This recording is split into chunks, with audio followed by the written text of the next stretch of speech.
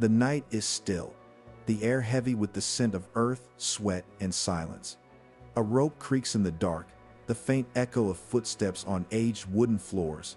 Somewhere far off, a voice hums a tune low, trembling, ancient. It is a hymn and a cry, both at once. For the enslaved, the narrator's voice cuts softly through the stillness. Power wasn't just a word, it was a weapon, and the body became the battlefield. Candlelight flickers on the cracked plaster of an old plantation wall. The shadows twist and stretch, forming the silhouettes of faces we will never know.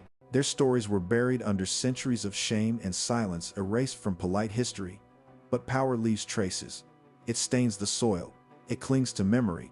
In the deep American South of the 18th and 19th centuries, power had a color. It was white. It had a sound, the command of a voice, the snap of a whip, the rustle of skirts behind closed doors.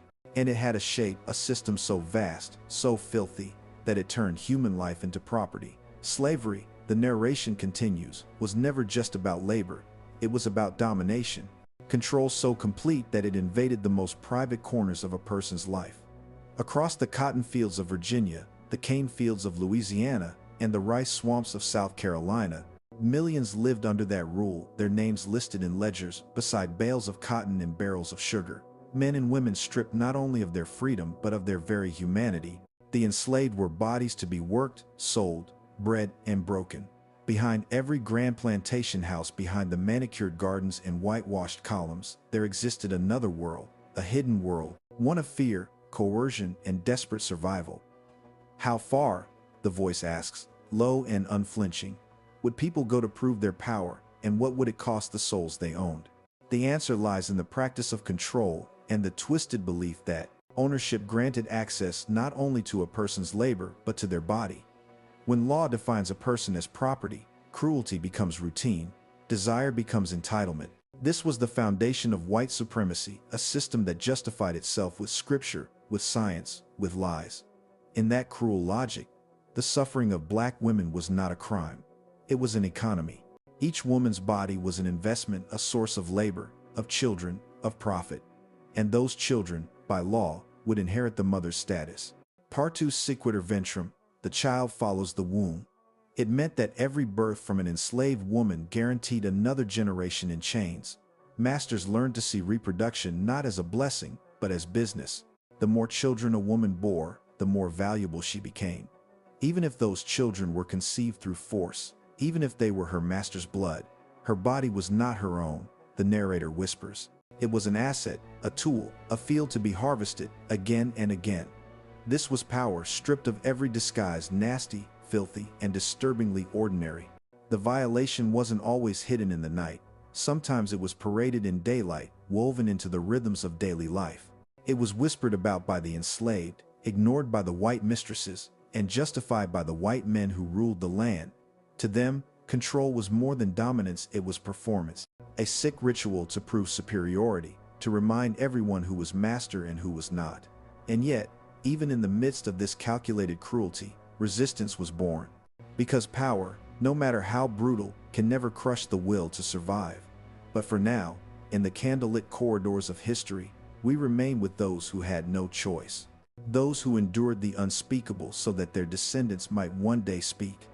Morning breaks over the plantation, quiet, golden, deceptive. The camera pans across dew-covered cotton fields, where hundreds bend and pick under the rising sun. But the beauty is a lie.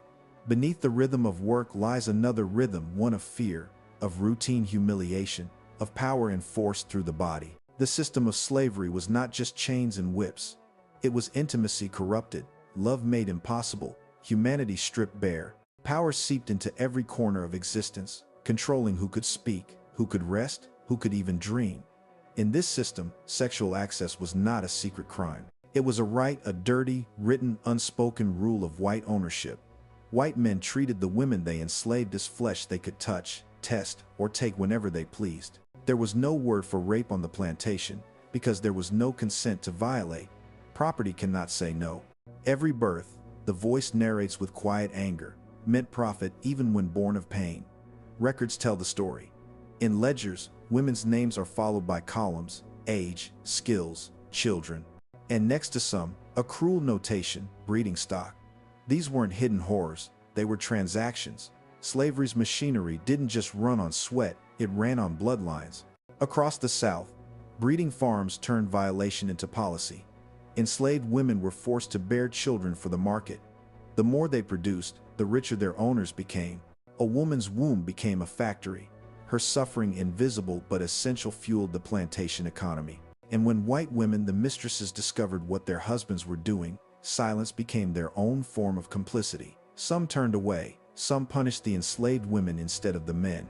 Jealousy curdled into cruelty. Rooms became cages.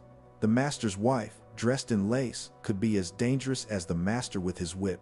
Celia was only 14 when her master bought her in Missouri. For 5 years, he assaulted her, treating her body as his property and his pleasure. One night, she fought back. She killed him. But when her case went to court, the judge declared she had no right to self-defense. She was property. Property could not kill its owner. Celia was executed at 19. Her story, one of many, exposes the cruel truth. Under slavery, even survival was illegal. Yet not all resistance came through violence. Some women turned to silence, refusing to speak, refusing to look their masters in the eye. Others ran, escaping through the swamps and forests toward a freedom they had only heard about in whispers. Harriet Jacobs, enslaved in North Carolina, chose a different kind of escape. To protect herself from her master's obsession, she hid for 7 years in a crawlspace barely the size of a coffin. She could not stand, could not walk, could barely breathe. Through a tiny peephole, she watched her children play outside, too afraid to let them know she was alive. But Harriet wrote her story. She wrote so the world would know the truth. No pen, she said, can give adequate description of the all-pervading corruption produced by slavery. Every act of resistance, every whispered prayer, every secret teaching, every moment of defiance was a small crack in the empire of power. Women risked death to teach their children forbidden words, songs that carried hidden maps and messages. Under the cover of darkness, they sang of rivers and chariots and freedom. To the masters, they were just hymns. But to the enslaved, they were instructions. In the fields, women braided rice and seeds into their children's hair before being sold, a secret inheritance to sustain life in the unknown. At night, they told stories of Africa, of gods who punished cruelty, of ancestors who watched from beyond. These weren't just stories, they were survival. They were the one thing the slave system could not own: the mind.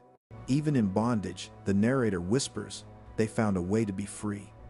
In the face of unspeakable cruelty, they built communities out of care.